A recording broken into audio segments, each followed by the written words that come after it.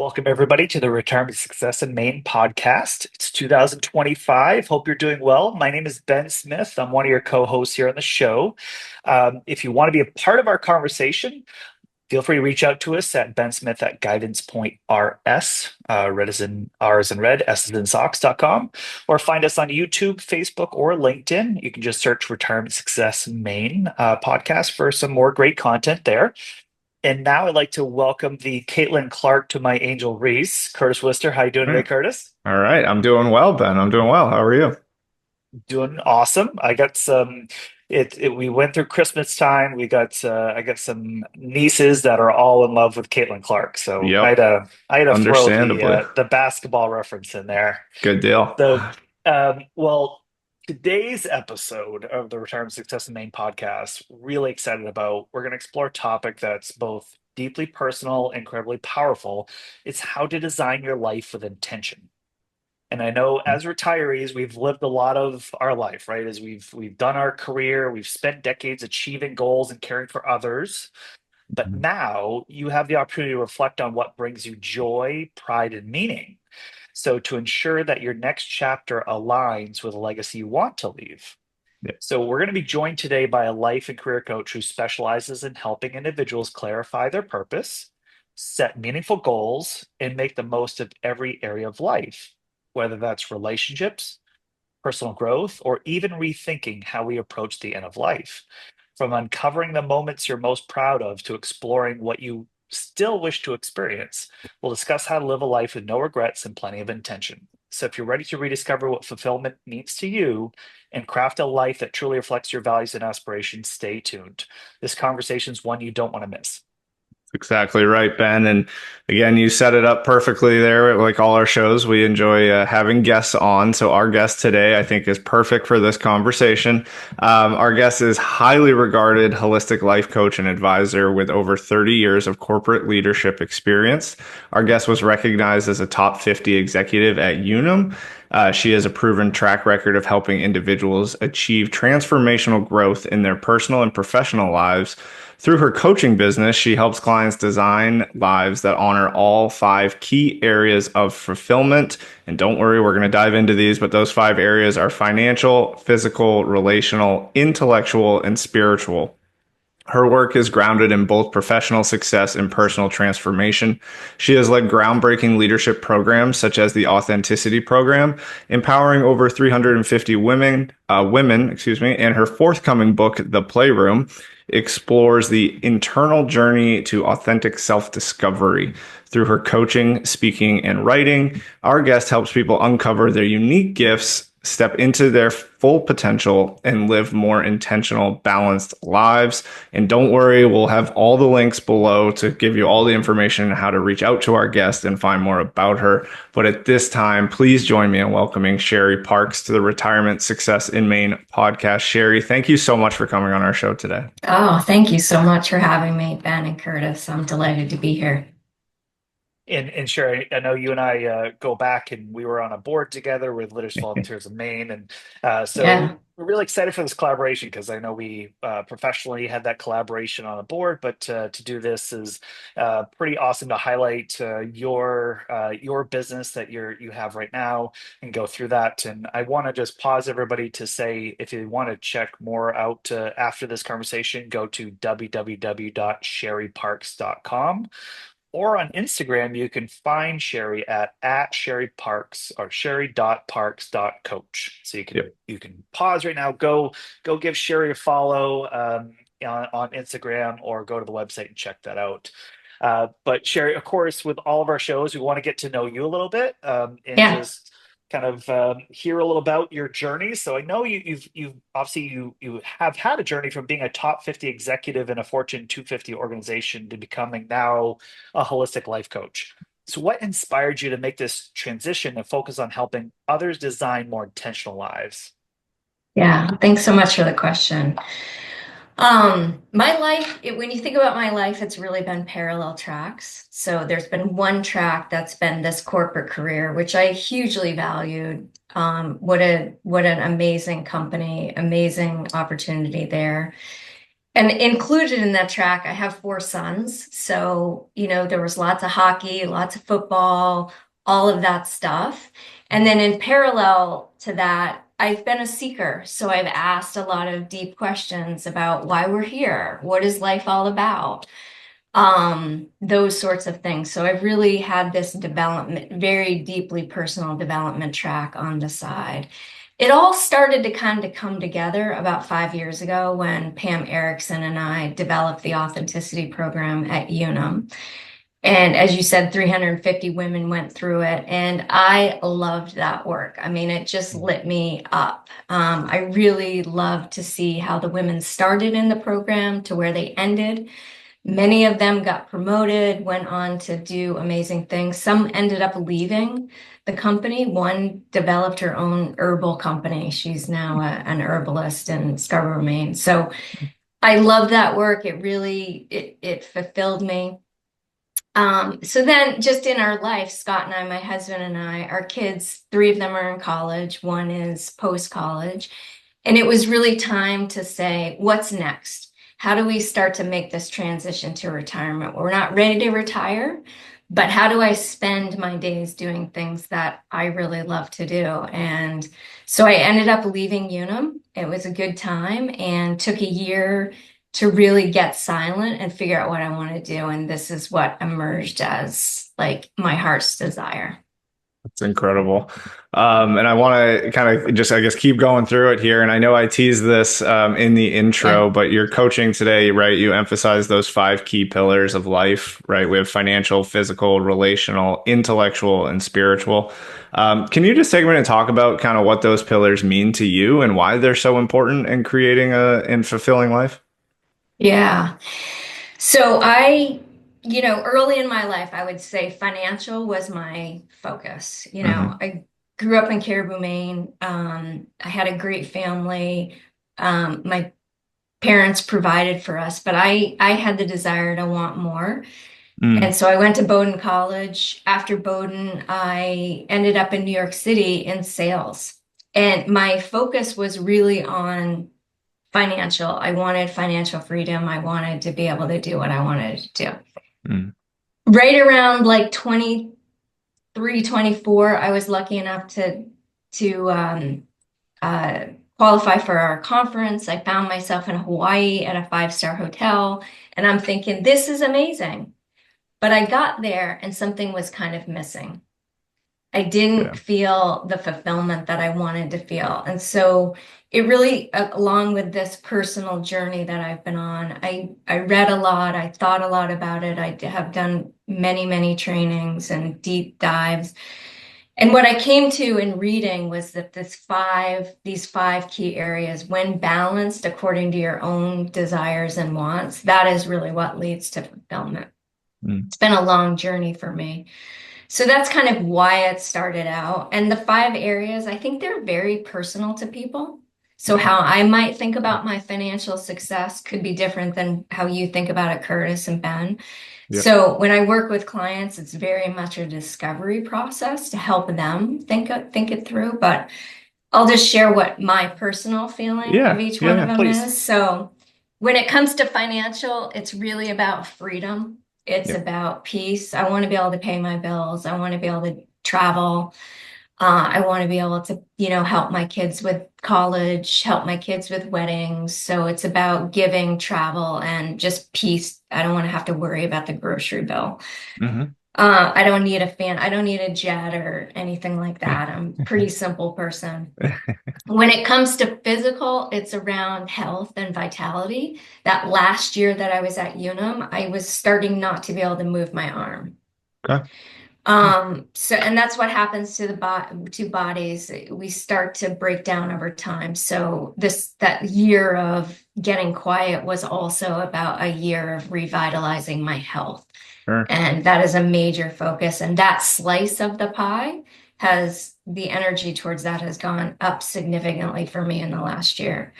When it comes to spiritual, I really think about just a deeper connection with life force, with the universe. I know I'm not in it alone, and that's my personal journey. But anything Sure. around spiritual is very personal. A lot of people are, they have their own faith, and that's really important. But for me, it's about mindfulness, connection, getting centered. Then when it comes to intellectual, that really is the work component, a passion, a focus. Mhm. And for me, it's about doing things that I spend time with disappearing time. I'm just in the flow. And that's what I'm doing Yeah. now. For many, many years in the corporate world, I felt that way. And at the end, I didn't feel that way. I didn't feel as vital, which was my clue to kind of say, I need to do something different. I want to do something different. Yeah. And then relational, it's really about for me deep, authentic bonds. I'm not a super surfacey person. Yeah. I like to really connect with people on a deep personal basis. And then as you think about those five slices, a lot of what I do working with people, you don't have to spend, equal amounts of time in each. It's really about the distribution that works for you, and that's such a personal process. Yeah. So, Sherry, just a follow-up question to that. Yeah. And maybe it's just answering it personally, or just kind of what you're experiencing, or again through what you've coached, especially at Unum. But so when you find, obviously, you're finding those are the five key pillars, and all right, obviously, financial it seems like that's the one that maybe there's a lot of focus on just generally, right? Is that everybody's just kind of, hey, I have to pay bills and I have to be career focused, and we're on this track.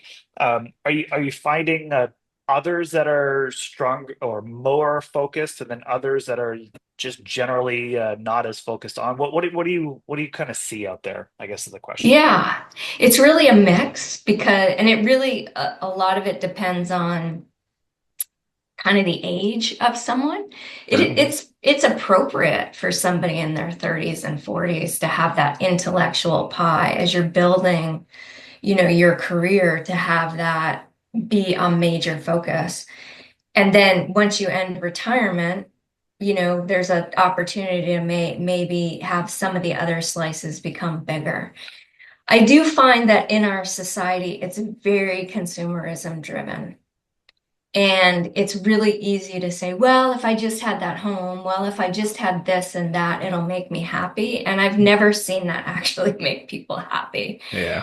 I think we've lost community in the world. I think we've lost a little bit of spiritual base. And I think people are clamoring and wanting authenticity. And I see that across the board in people that I talk to. And sometimes they're just confused about, like, hey, my life is so blessed, but why am I not happy? Why am I not fulfilled? And that sets up for a really meaty conversation.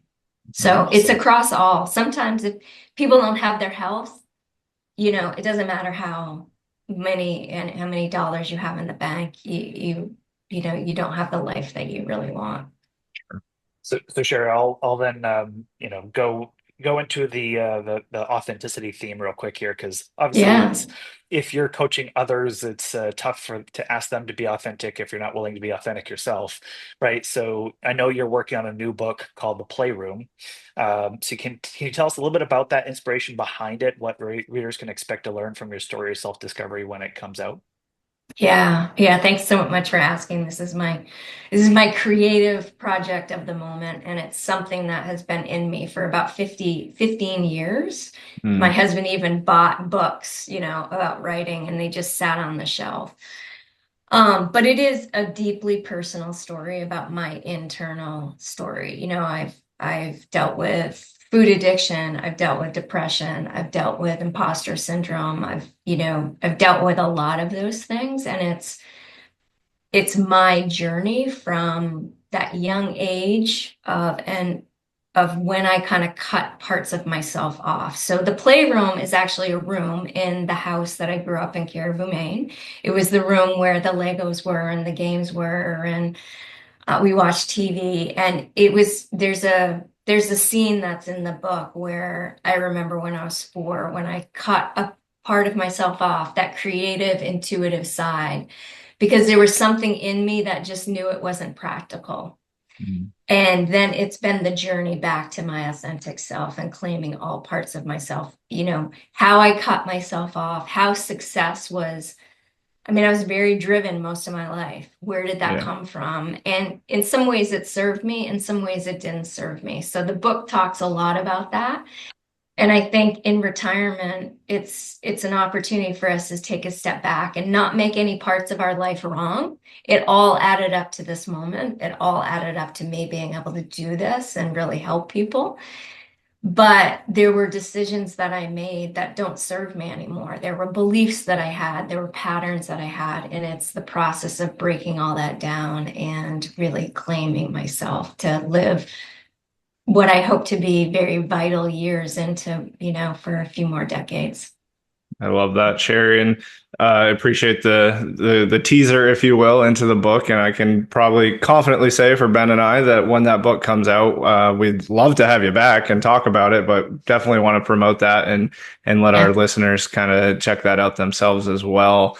I do want to keep going a little bit here, Sherry. And again, our goal today is really talking about this overall theme of designing life with intention, right? And again, Ben and I working, and even our listeners, again, thinking of that kind of retiree, pre-retiree age group. Many retirees reach a point, where they ask themselves, what now, right? How can someone begin to design their life with intention after years of just focusing on career and family? Yeah, it's such an important moment for somebody, and that what now question is really a predecessor for transformation. I think, it really starts with a discovery process. And I think one of your prior coaches on here talked a lot about that, Yeah. Eliza. It's what I do with people is ask them a lot of questions and sometimes get them out of their heads because some people that I work with, some of the skills that made them very successful in the work world, like analyzing things, Hmm. works against them in thinking about possibilities. So, Yeah. in my own life, when I first started to think about stepping out of the corporate world, I really thought I was just going to take a year and go back into the corporate world Hmm. because that's what you do. Like I got to Yeah. a certain, part of my career, but I found myself not wanting to do that. So I think it's a combination of taking time, asking questions, getting around the shoulds of life. There's so much peer pressure sometimes on what your life should be or how it should look, and just giving yourself permission. And then sometimes it's working with somebody like me to ask key questions, like when was the Yeah. last time you lost track of time? What is your ideal day? I can honestly say today, I get up pretty excited about every day. I can say that for most of my career, but the Mhm. last couple of years, it really felt like a slog to me. Yeah.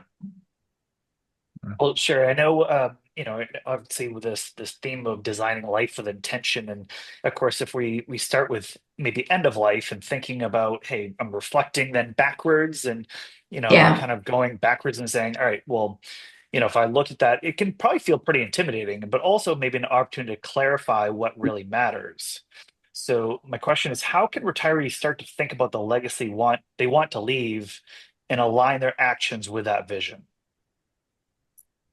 Yeah. So I think this is another area where people immediately go, what's my financial legacy? Yeah. Which Hmm. is important. It's very valuable. It's something I think a lot about.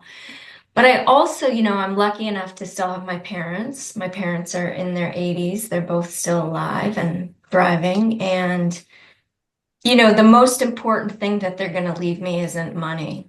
Um, it's really their values. And so my dad is leaving me with a great sense of loyalty. And he's a person with an enormous amount of integrity. And my mom is just got empathy coming out every part of her and a huge heart. So I think the conversation to have with retirees is yes, the money piece, but also like, what do you want your grandparents? kids to remember about you? What do you Yeah. want your grandkids to say about you? And again, it goes back to this discovery process of asking questions like, what qualities of people that were most influential in your life, what qualities did they have? Or what do you want your grandchildren to remember about you? Those are two examples of questions I might ask. But it's going across all five of those key slices again and saying, Mhm. how do you want to show up in the world and what do you want to leave? And that is, I think, a tremendous legacy. And it Yeah. can be And fun.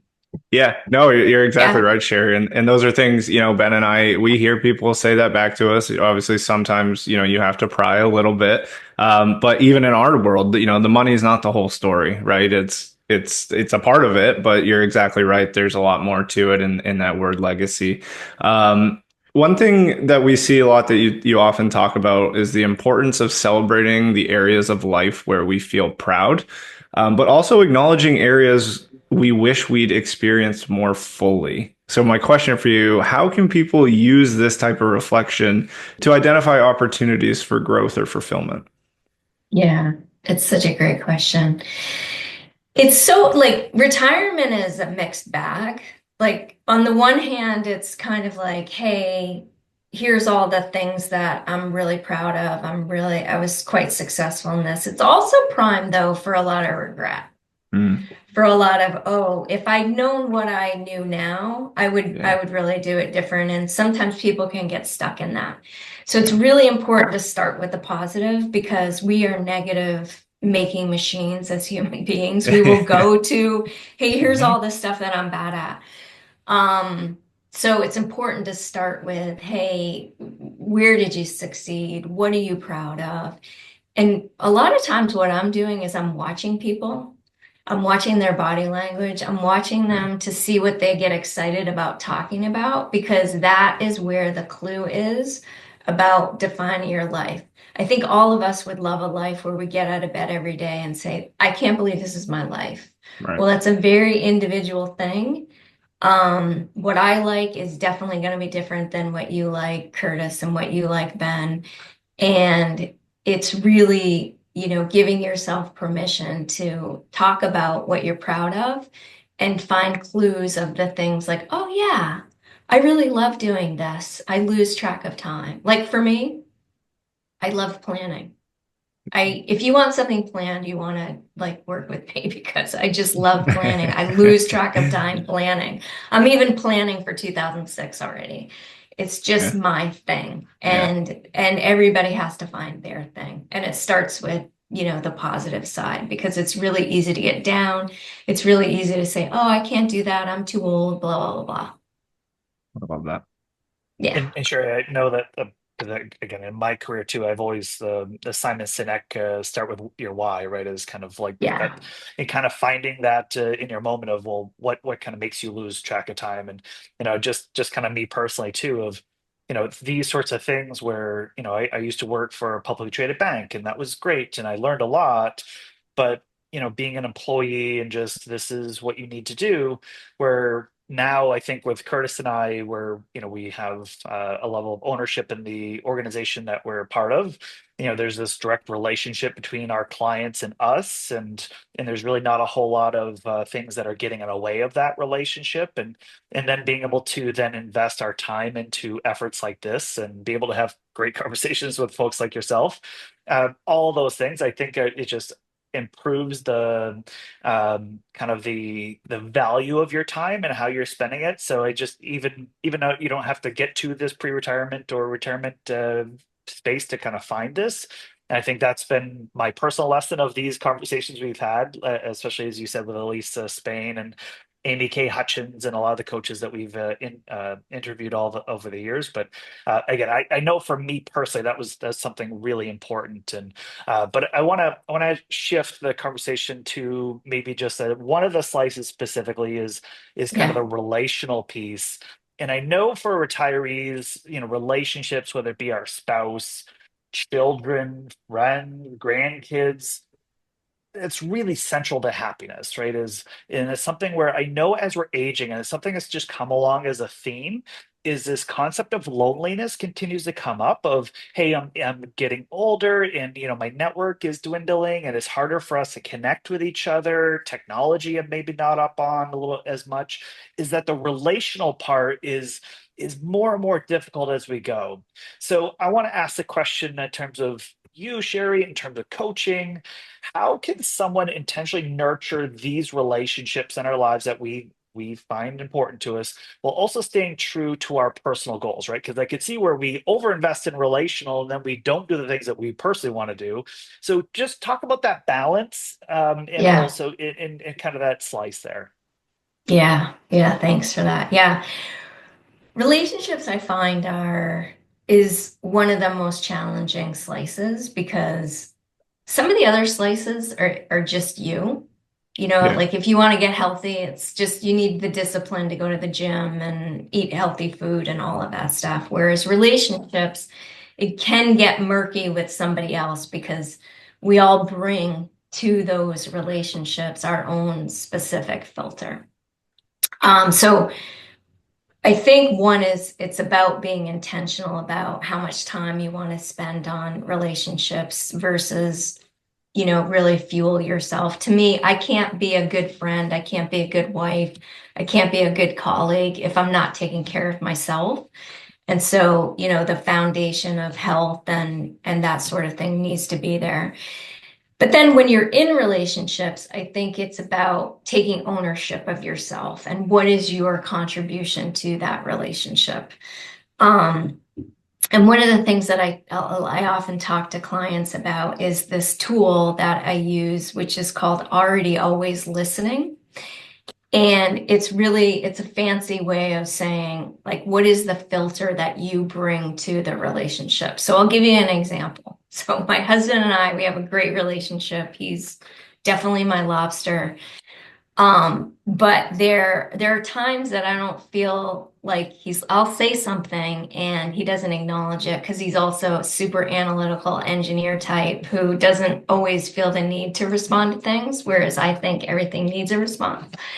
So I'll say something and he, won't respond. So what do? I have an already always listening for the fact that he doesn't listen to me. And so I repeat Mm. myself. And then I repeat myself again, and then I repeat myself. So Curtis and Ben, if your wife or a colleague or something kept repeating themselves, how would you respond to that? I'd say, why It do you might keep be saying that? exactly, it might be annoyance, right? I heard you the first time, is what I would say. Exactly. Exactly. I heard you the first time. Please stop nagging me. And so if there's this dynamic sometimes in our relationship. So for me, it's like taking a step back and saying, what am I contributing to this? Yeah. And if he is experiencing me as nagging, I can be righteous in that. I could defend that. I could say, well, hey, here's all the stuff you're doing wrong. Or I can go back to myself and say, what am I doing? And maybe there's a possibility of changing my approach. So in relationships, I think the key is always to own what we can own as part of that relationship. Yeah. And in my practice, I do a lot of work around relationships because sometimes Yeah. people struggle with that. But back to the balance, it's really about making sure that you are a whole, complete person yourself before you try to bring that to a relationship. Yeah. Sherry, I want to ask, this is a follow-up that was not something we've kind of designed and asked you here, but Yeah, just thinking of an example and just for again, a lot of the clients that we're working with, they've done a really great job of saving money, right? So they've overbuilt maybe that pie slice of financial, that they have a level of financial safety. And now they're saying, well, geez, I've underdeveloped these other areas like relational. So using some of the resources I have in financial, then to develop the relational, which I probably had to maybe I had to ignore some of the other relationals, or that relational pie slice, and to prioritize financial. So example. I'm a retiree. I have saved a bunch of money, and I'm like, what would be great is start reconnecting this family, right? Let's use some of the money I have. So let's go on vacation. Let's get the Yeah. kids. So I'm a grandparent. Let's get the kids. Let's get the grandkids. Let's kind of get like the this group of 15 people to all go on a vacation together. And then the kids are like, "You're controlling me. That's not what I want to do." Right. But I get this whole sense of I'm trying to reconnect strands. I'm trying to create shared values and shared memories. And there's resistance on how to do. How would you coach somebody to approach that conversation to build consensus and agreement and kind of consistent desire, I guess is my question. Yeah. Yeah, I want to say a couple more things about that, but I'll Yeah. answer your question first. I mean, we would just get into what's the circumstance here? What help me understand if you're taking your family on a vacation, why there's this resistance. So I'd really want to ask a lot of questions around what are people saying? Why are they saying it? How are those people experiencing it so that their response makes sense? Everybody's actions 100% correlates with their perception of something. So Mm. I'd really want to dive into that. Like what is their perception so that their response is 100% aligned with how they're thinking about things. So it would be a whole dialogue, a lot of different questions where we dive into that. Okay. Um, but I do want to add a couple of things. Last year, one of the things that Scott and I were able to do is we were able to take our adult children to Italy. Yeah. We had a trip planned to London and Paris over COVID, and when they were all in high school, and it didn't happen. And so my son, our oldest son was graduating from college, and we thought, this is a window where we don't have hockey anymore. So, over Christmas, we could actually go and do something. And we brought Mason's girlfriend as well, and we went to Italy. And Scott and I were very intentional about who we want to be on that trip to create much more of a bonding in our family. And that's exactly what happened. Nice. Quite a bit of an investment, but it was worth every penny. Yeah. And then also in retirement, I'm not retired, but one of the things that I've done to create community is start playing pickleball. So Yeah. every week I play pickleball, and some of my best girlfriends have emerged from, the silliness of pickleball. Nice. I love that. I love that. I want to go back a little bit to something we talked about a couple questions ago, or something that you brought up in your answer, I should say, and that was just kind of this inherent negativity we sometimes have as humans. So one of the challenges I think people face, right, is overcoming those limited beliefs or patterns that hold them back. I guess my question, Sherry, is how can retirees identify these obstacles and start taking steps to break free and live, with that more intention? Yeah, great question. I think it starts with a willingness. It's really easy to get so busy, and we're all just like making the donuts, getting the kids off to school, taking care of our parents, blah, blah, blah, that we don't even maybe understand what's happening in our own lives. A lot of the times it's in the blind spot. Yep. And so, Buddha said, be a lamp into yourself. And I love that concept of, hey, where in your life are you coming against friction? Yeah. Like you've got this vision, and you just can't seem to make it happen, or maybe you don't, or maybe you're confused, maybe you don't know. That's an opportunity to have a lamp into yourself and start to say, with curious compassion, like you would definitely want to have compassion with yourself, Yeah. Yeah. but say, why do I do that? Yeah. What is behind me taking that action? I want that thing, but I'm not taking the action that's aligned with that. So it really starts with that curious compassion into yourself. And that's where someone like me can be of help, because I can really, just start to ask some questions. That's interesting. Do you know you say this thing a lot? What is that about? And that's how we start to peel the onion to find those things that are in the blind spot. I love that. Nice.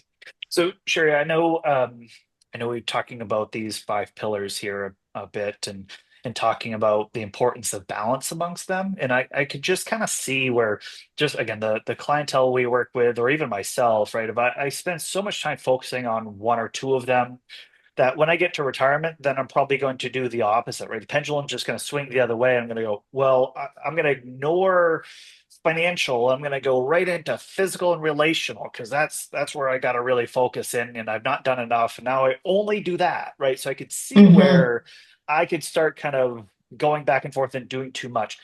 Talk about balance, right? Is talk about balance, and what strategies can all of us use to ensure that we're nurturing each of these areas equally. Yeah. Yeah. And I think I said this earlier in the conversation, and I'll just repeat it. I don't think it's necessary to have a fulfilled life to have balance across all five. Yeah. Mhm. Because again, each one of us really values these things differently. So Yeah. it really comes down to, sitting in front of a pie with these slices and saying, what is the optimal mix? How much time do I want to stay in relationships? How much time do I want to put towards spirituality? How much time do I want to put towards work? I can tell you for the first half of my life, work was probably 50% or more of that pie. Yeah. And it's still a big chunk, but it's less, and health is a lot more. Mhm. So it's just about the whole topic of this podcast, which is intentionality and taking the time to think about it. And then getting beyond the shoulds and getting into what do you really value? What lights your body up? And I can say, hey, I really value this. Like sometimes in coaching, I'll witness someone say I really value something, but I can tell their body is like constrained. Yeah. And then they'll start talking about something else, and I'll say, do you know you really light up when you talk about this thing? Sometimes they're like, no, I had no idea. Mhm. Because in the first half of life, it is about acquiring, it is about fitting in, it is sometimes putting parts of ourselves in a box, and the invitation in retirement, I would even argue before retirement, is to start unpacking some of those things and letting those things become free. And I think the two of you did that, by going from a bank into your own entrepreneurship. Like, Mhm. I'm sure today you're like, wow, I can't believe what I did in 10 years. It's pretty Mhm. cool. And you Mhm. really set yourself up. So you two are examples of doing that.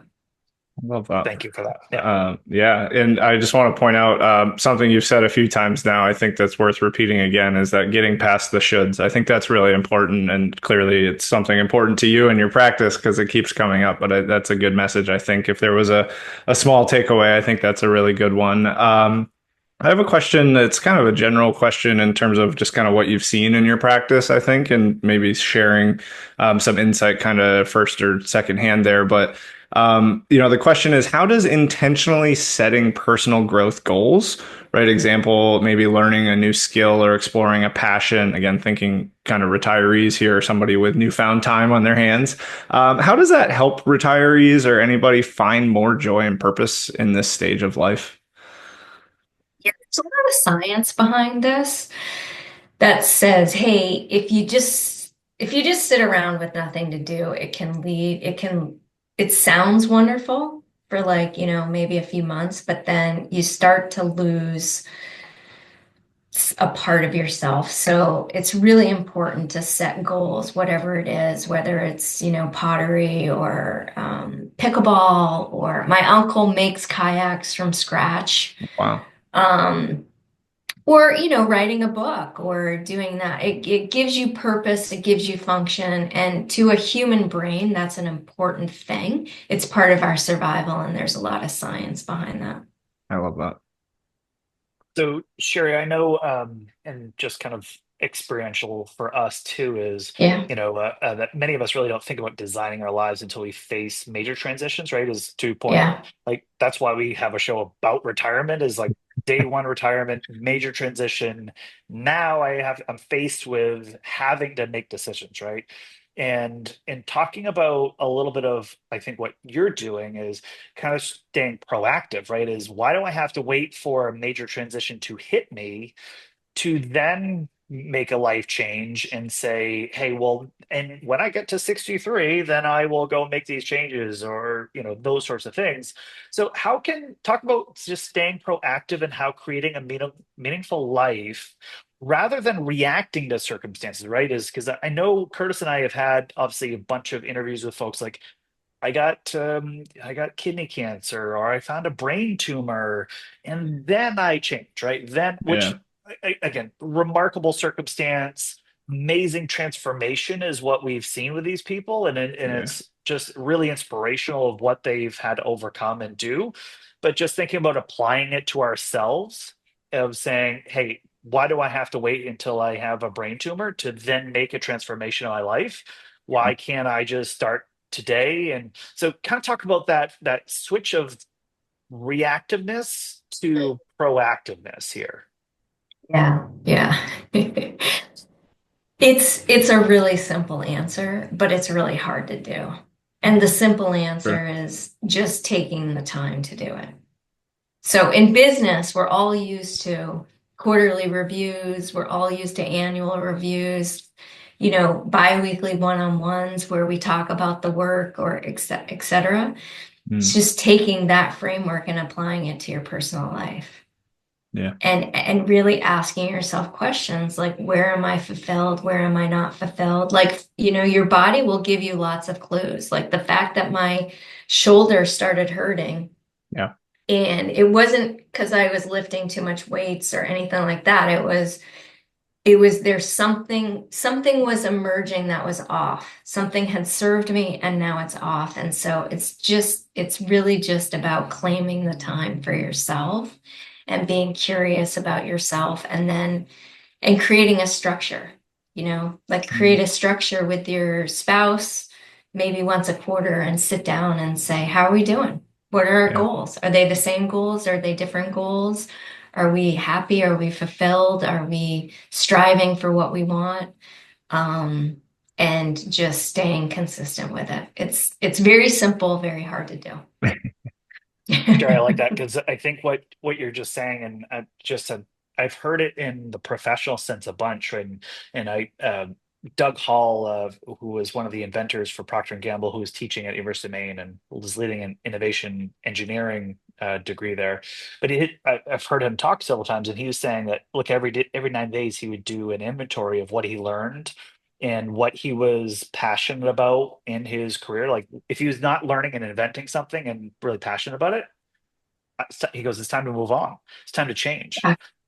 So hearing what you just said about hey, kind of doing this personal review cycle and kind of going through this and taking inventories, like, am I in the cycle of being in mundane living and I'm like not passionate anymore? And what would it take to kind of get me there and kind of translating that? It's like I, there's some really cool things that come out of the professional life, but we only apply it to the professional life. Yeah. So I think what Exactly. when you and I have chatted a little bit offline, what I love about your practice, and it looks like what you're doing is applying a lot of that professional knowledge that you've gained over your career and the coaching and the management style, and then applying this to these other four aspects of our lives and continue to push and grow and challenge, right? Is to kind of get there. So I Yeah. from a resource perspective, I think Curtis and I really want our listeners to have these resources and Yeah. folks like yourself as that resource that they can reach out and go, I do feel like if I'm scaling 1 to 10, I'm like a 2 right now in terms of, mundane living. And I feel like I'm stuck and I want to get out of this and I want to do better. So I want to just Yeah. plug that real quick because I think that's really Thank you. important from a design perspective and the proactive perspective. It's really important to do. Yeah. Can I add a couple more things to that? Please, Oh, Thank yeah. you. yeah. Thank you for that. I appreciate that. And also I bring my planning ability because sometimes people just don't know where to start. And, it's really hard if you have this big audacious goal. Like the big audacious goal that I had to write a book, it was quite overwhelming at first. I created a vision board and I almost didn't put it on there because Mm. it was scary. was like, I don't know where to start. What do I know about this? And so it's really taking something like that and breaking it down into very manageable components, which is something we all learn in business. And it seems really simple, but it can be really hard to do. And then the second thing is sometimes people struggle to do these exercises because it's scary. You Yep. know, I know how, hey, if I'm a CEO, I know how to like knock it out of the park when it comes to running this business. But gosh, I'm struggling with a relationship with my kid Mhm. or my spouse, and that seems really hard. So I'm not sure I really want to go there. And Yeah. sometimes you need a little bit of help. That's great. I personally can say, as a planner and been just as much, if not more, of a planner as myself, I am very excited to sit down with my wife at our quarterly review now, and I'm going to put together a bind. She is not going to be too happy, I don't think, but we're going for it. No, I'm just kidding. No, that's fantastic, though, Sherry. I do have one kind of final question for you, related to the show, of course, but a little bit different. We're really kind of putting the focus on you here with this last question. So again, the name of our show, right? Retirement Success in Maine. So we have to ask all of our guests, how are you going to find your own personal retirement success when you get there? Yeah, thanks so much. I love this question. I feel like I sort of already am moving towards that. And I'll answer the question using the five slices. So when it comes to financial, it's really about financial freedom. I want to be able to pay my bills. Just got back from 3 weeks in Southeast Asia, and I want to continue to help be there for my kids, and what they need, weddings, etc. When it comes to intellectual, I'm doing it. I love writing. I love coaching. I want to continue to do that. You know, I won't probably do it full time in retirement, but it's setting me up to do it in the hours that I want to do it, when I get there. Relational, it's about deep relationships with my kids, my husband, my pickleball friends. And having that community of like-minded people that see me and accept me for me is what I have, and I'll continue to have that. Spiritual, a moment of reflection every day, a moment of quiet, really writing in my journal. I have a deep mindfulness practice, yoga, sound bath. So all of that will be part of retirement. And then physical at 90, my goal is to be able to still pick up half my body weight, and I want to be able to wrangle grandkids or great grandkids, whoever's around at that time. So I'm really fortunate. I'm already kind of living it, and it'll change slightly, but that's what I plan to do. I love that so much. Well, Sherry, I can't thank you enough for coming on our show today. Yeah. I think there's just never enough time to talk about these things about again being more proactive and being more intentional with what we're doing. Again, we know we all have a finite, limited amount of time, so I think it's really important to be thoughtful around it and talk to those who can help us get there. So, as a resource, we love that. Thank you so much for coming on our show today. Yeah, thanks so much for having me. And if you have any listeners that want to come talk to me, I do offer 30-minute free discovery sessions that get a sense of what it's like to work with me, and no obligations. But I really Awesome. appreciate both of you and what you do, and thank you. Awesome. Sure, you be well. So, Take care. Really excited to have Sherry Parks on today. Again, I think for a person of again, she's her experience of working at Unum and kind of her career success, and now kind of translating it to obviously just introspectively for herself, but also to others, which I thought yeah, was really pretty cool. So, yeah, and as I know, we concluded there about kind of taking kind of a planned, measured approach to a lot of the things that we're doing in life and living intentionally. I think she's going to help a lot of people. So yeah, I absolutely. know. Again, I know for our show, love to share her website, her Instagram there. So you can go to our website blog.guidancepointllc.com/106 for episode 106. 106. And you can kind of find more there. Again, just encourage you to go reach out and kind of see if she can help. But Yeah. we appreciate everybody tuning in today. Hope you got something out of it. I know we did. And we will catch you next time.